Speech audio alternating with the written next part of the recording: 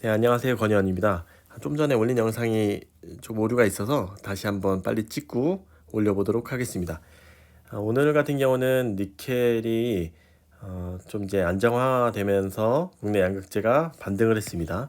이제 또한 이제 어저께 나스닥 같은 경우도 3% 이상씩 오르고 급반등을 해서 저희 뭐 기술주에도 당연히 좋았고 WTI 유가 같은 경우도 10% 이상 급락을 하면서 지금 사실 니켈 가격 같은 경우는 변동성이 이제 아무래도 원자재 값이 다 낮아졌을 것이라고 예상이 돼서 지금 런던 니켈 가격 같은 경우는 이제 11일까지 중단이 된 상태라서 직접적으로 알 수는 없지만 원자재 값이 전체적으로 떨어질 것으로 예상이 되고 있어서 오늘 전체적으로 장이 좀 괜찮았습니다.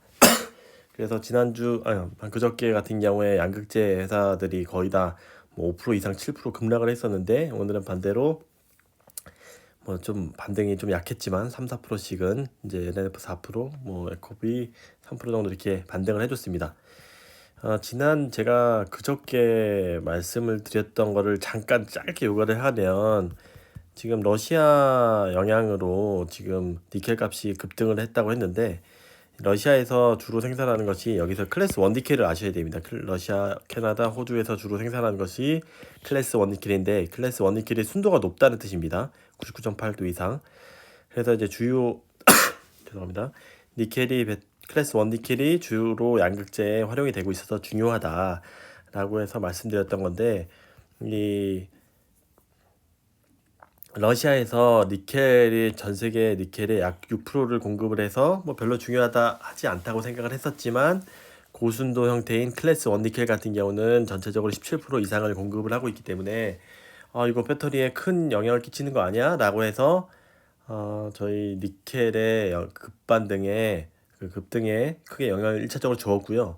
거기에 추가적으로 제가 댓글로 링크를 그날 달아드렸긴 했지만 여기에 또 더불어서 이게 가격을 급등시킨 요인이 있었습니다. 좀 더 설명을 간단히 드리면 전쟁 때문인 줄 알았는데 범인이 따로 있었다. 그래서 쉽게 요약을 해보면 뭐 30%는 일단 러시아가 이렇게 고순도 니켈을 클래스 1 니켈을 17%나 공급을 하고 있는 업체이기 때문에 전쟁 리스크 때문에 30% 올랐다고 보면 이런 60%까지 오르게 한 원인은 이 선물 옵션 부분인데 좀 말씀을 드리면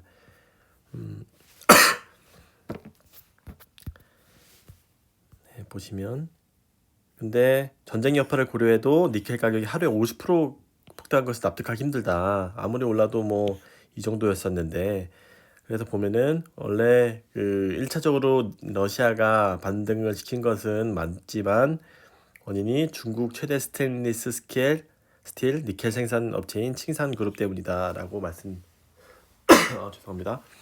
칭산그룹이 공매도에 따른 손실을 만회하기 위해서 니켈을 대량 사들여서 가격이 급등했다는 것이다.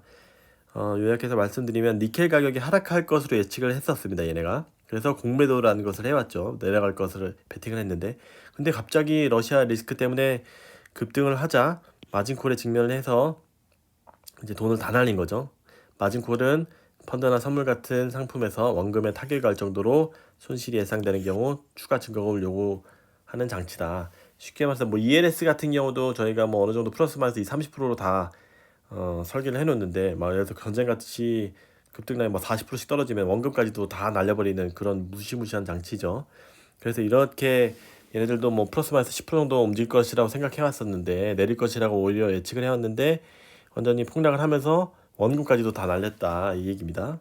그래서 그 가격 강제로 매도를 시키는 겁니다. 그렇기 때문에 가뜩이나 러시아 때문에 매도되고 있는데 이 자기네들이 공매도 쇼친 거에 대해서 다시 다 복구를 해줘야 되기 때문에 다 지금 현금까지도 원금까지도 날렸다. 그래서 10조 정도의 손실을 입었다. 이게 나온 겁니다. 그래서 얘네들은 참고적으로 세계 최대 니켈 생산 업체 중 하나다라고 해서 말씀드렸습니다. 소개 한번 드렸고요. 그래서 요약을 하면 30%씩 떨어지는 거를 얘네 때문에 더 떨어졌다. 이게 얘기가 된 겁니다. 그래서 결론부터 제 생각을 말씀을 드리면 이게 지난번 영상 올리고 나서 좀 많은 분들이 그 댓글로 좀 궁금한 점들을 나눠주셨는데 분명한 거는 니켈 가격 상승이 계속 급등을 하면 정말 위험한 겁니다. 하지만 곧 안정화될 것으로 기대를 하고 있습니다.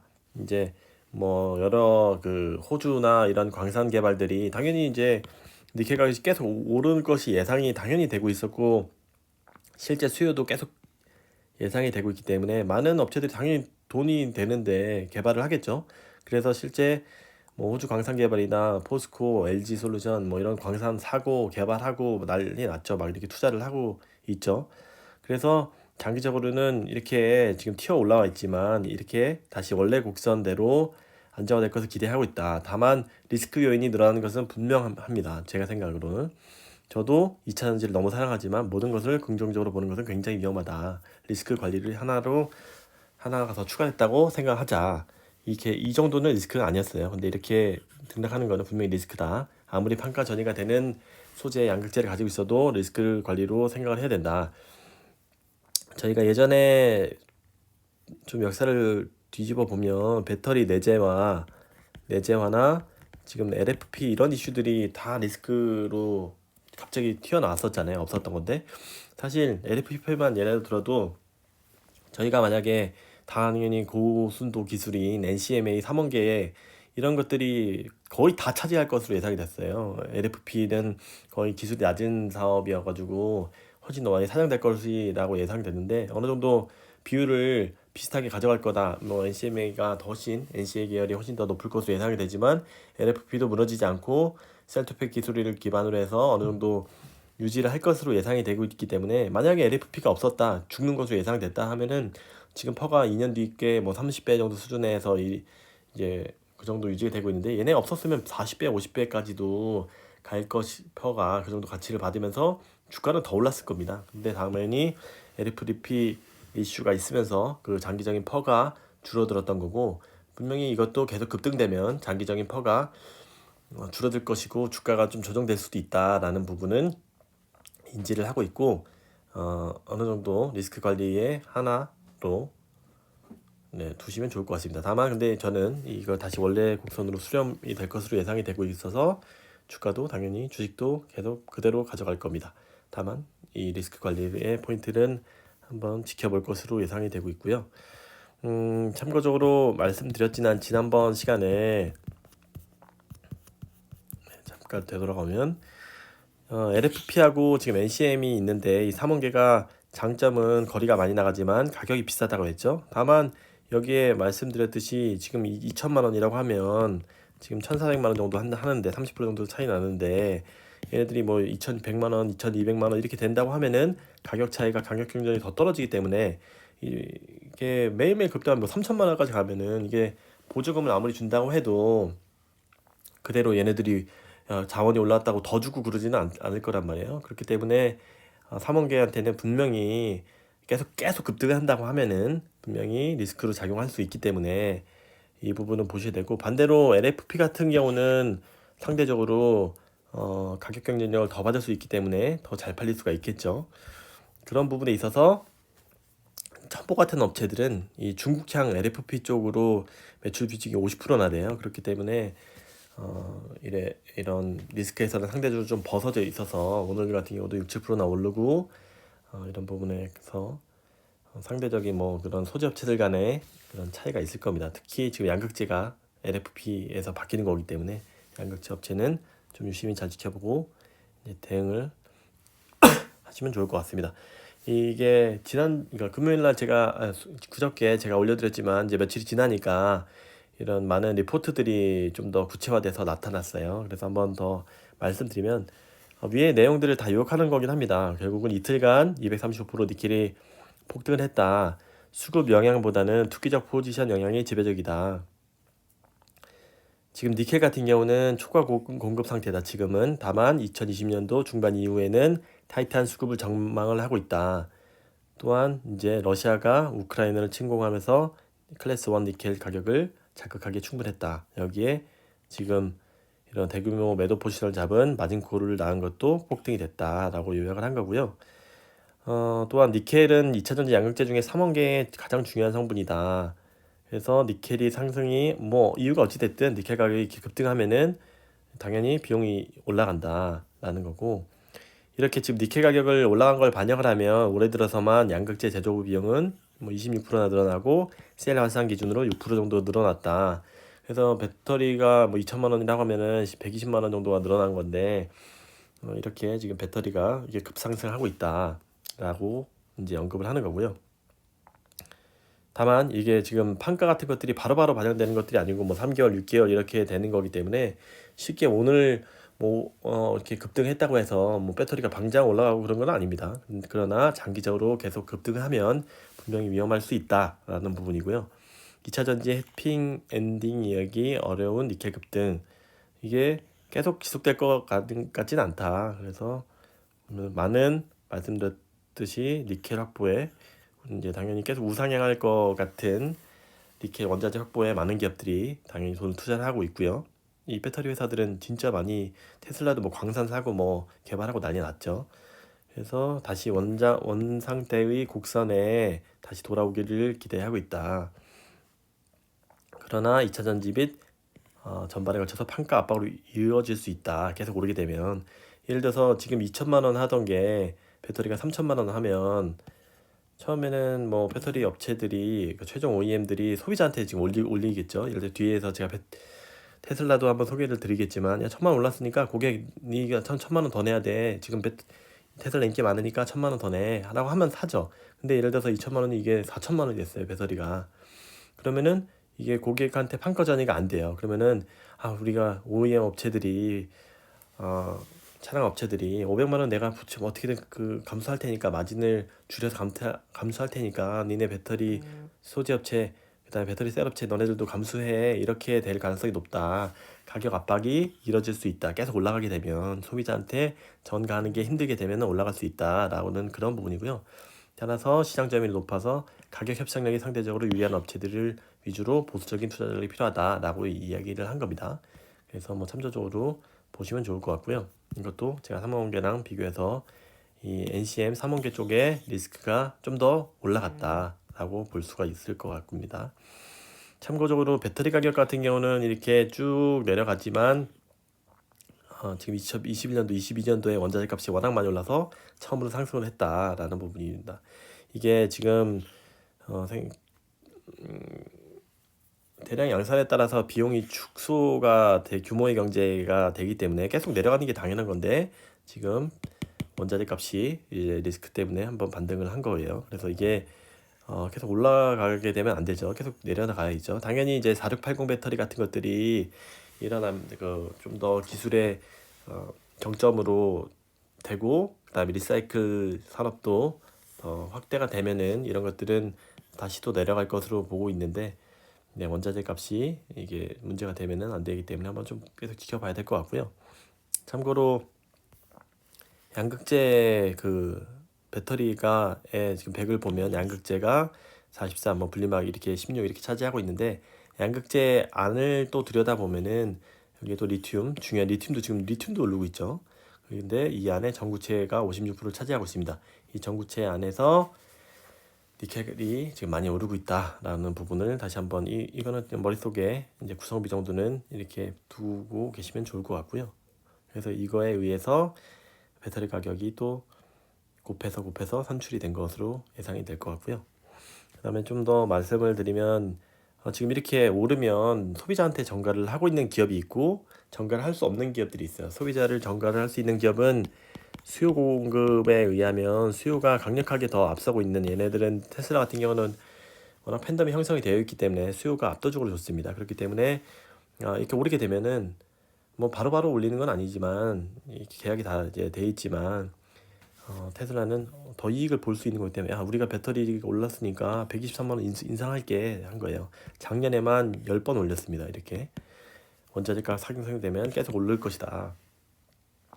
근데 테슬라 같은 애들은 가능하지 현기차 같은 애들은 가격 올리는 것은 거의 쉽지 않죠. 그렇기 때문에 자기들이 어느 정도 소비자한테 전가를 못하면 최종적으로 OEM 업체는 소재 업체한테도 이렇게 압박을 할 수 있기 때문에 이런 부분은 좀 지켜봐야 될 것 같다라고 하고요. 참고로 테슬라 X 같은 경우는 1년 전 대비해서 지금 3,500만, 4천만 원 정도가 올랐습니다. 그거는 당연히 수요가 배터리도 계속 오르고 있고 수요가 공급을 앞서고 있기 때문에 그렇게 단가 인상이 가능한 OEM의 특징이라고 볼 수 있을 것 같고요. 이 부분은 그 자동차 KTB 증권의 자동차 연구원이 유지용 연구위원회 배터리 쪽이 아닌데 자동차 쪽에 있어서 좀 새로워서 제가 좀 가져와 봤습니다. 여기서 얘기하는 부분은 음, 양극재 케미스트리의 다변화 전략 가속화 기대, 이게 어떤 거냐면 요약을 드리면, 얘네들은 현대차 같은 경우는 지금은 삼원계를 많이 하고 있지만 이제 LFP를 다변화하고 있어요. 지금 CATL을 계약을 하면서 LFP 비중을 꽤 높을 것으로 예상이 되고 있는데, 이런 업체들은 상대적으로는 괜찮다 이 얘기예요. 다른 업체들은 예를 들어 GM이나 포드 이런 애들은 삼원계, 저희 쪽이랑 거의 조인트 벤처를 많이 만들었죠. 이런 애들은 거의 다 덴시티가 높은 삼원계 배터리를 하고 있는데, 이런 애들은 삼원계 배터리가 소재 지금 상승에 노출이 되어 있기 때문에 리스크가 있지만 현대차는 상대적으로 괜찮다 이 얘기예요. 안 좋긴 안 좋지만 상대적으로 괜찮다, 다른 경쟁 업체 대비해서, 그런 얘기입니다. 저는 뭐 일부분은 동의하고 일부분은 동의할 수 없지만 이쪽에서 그렇게 보더라고요. 그래서 분명히 현대차 같은 경우는 예를 들어서 니켈 가격이 여기 2배 반등한 다음에 계속 이게 지속이 되면 연간 마진이 0.4% 분명히 줄어들긴 줄어든다. 안 좋긴 안 좋지만 다른 업체는 더 안 좋을 거다 이 얘기입니다. 그래서 얘네들은 NCM하고 LFP하고 혼합해서 잘하고 있다 이 얘기입니다. 그러면은 대부분 글로벌 OEM들은 삼원계 배터리를 사용해서 단기적으로는 업종 불확실한 요인이나 컨센서스 하향으로 이어질 가능성은 미미하다. 뭐 그런 얘기고요. 현대차를 비롯해서 다임러, 폭스바겐, 스텔란티스들은 LFP 양극재를 라인업에 대거 작용해서 소싱 채널도 본격적으로 다변화해서 삼원계의 의존도가 낮아서 그나마 괜찮을 거다 이 얘기입니다. 그럼 그 얘기는 삼원계가 경쟁력이 떨어질 수 있다는 얘기나 다름없죠. 이렇게 계속 지속이 된다고 하면은. 다만 별도로 4680 배터리가 하면 원가락이 예상돼 있어서 배터리는 좀 내려갈 가능성이 높다라고 부연 설명을 해놨고요. 참고적으로 GM이나 포드 같은 애들은, 얘네들이 왜 삼원계에 더 집중을 하냐면, 얘네들은 더 미국은 거의 다 픽업 트럭이 대부분이에요. 그렇기 때문에 자동차 이렇게 있으면 보통은 이 정도 배터리 쓰면 얘네들은 거의 2배를 이렇게 써야 돼요. 그렇기 때문에는 왜냐면 지금 에너지가 이런 큰 차량을 움직이려면은 덴시티가 커야 되기 때문에, 그래서 보통 쓰는 것들의 2배를 쓰는데, 이것도 여기 LFP로 만약에 채워된다고 하면 거의 뭐 무거워서 갈 수가 없는 거죠. 그래서 덴시티가 높은 삼원계를 쓰고 있는데, 얘네들은 음, 삼원계를 쓸 수밖에 없는 상황인 거라서, 거의 만약에 가격이 삼원계가 올라간다고 하면 GM 포드는 더 큰 영향을 받을 것이다 라고 얘기를 하는 겁니다. 그래서 좀 나오면 이게 여기 나와 있죠. LFP 도입에 대해서 OEM 간의 차이가 많이 있다. GM 포드는 하이니켈에 많이 의존을 하고 있다. 제가 말씀드린 그런 부분입니다. 그래서 이런 미국의 배터리 산업은 특정 배터리 업체, 국내 업체들이 다 미국에 거의 사실 올인했다고 볼 수 있죠. 그래서 라인업 변경들 배터리 소재 전환의 유연성이 떨어진다. 그래서 현대기아는 그나마 낫다 이 얘기입니다. 그리고 다만 이 4680 배터리 양산이 잘 되면서 배터리 보급을 확산할 수 있고 비용에 어느 정도 다시 원상복귀 시킬 수 있는 그런 부분도 있다라고 얘기하는 겁니다. 그래서 지금 이 곡선을 보게 되면은 파나소닉 배터리가 이렇게 지금 줄어들고 있지만, 이 BYD, CATL, 빨간색 얘네들은 가격 차이가 지금 많이 상대적으로 차이가 있죠. 그렇기 때문에 얘네들을 분명히 좀 줄여야 되는 상황인데 계속 줄어들고 예상이 되고 있는데, 갑자기 지금 소재가 지금 비싸지면서 좀 그 차질을 빚고 있다. 그래서 이렇게 한번 소개를 드렸습니다. 그래서 오늘 하루 이틀 지나니까 많이 리포트들이 나왔는데, 이렇게 좀 균형된 시각을 바탕으로 해서 리스크 차원으로 뭐 점검을 해가면서 이것도 좀 주목을 하면서 보시면 더욱 더 좋은 투자가 될 것 같습니다. 빨리 안정되기, 결국 3개월, 6개월 이렇게 장기적인 계약을 맺고 있기 때문에 판가 전이도 다 되고 있는 상황이기 때문에, 이런 것들이 뭐 금방 안정이 된다고 하면은 또 뭐 아무것도 없었던 일처럼 될 수 있으니까, 네, 그렇게 되기를 바라겠습니다. 네, 혹시 도움이 되셨으면 좋아요, 구독 꼭 부탁드리겠습니다. 감사합니다.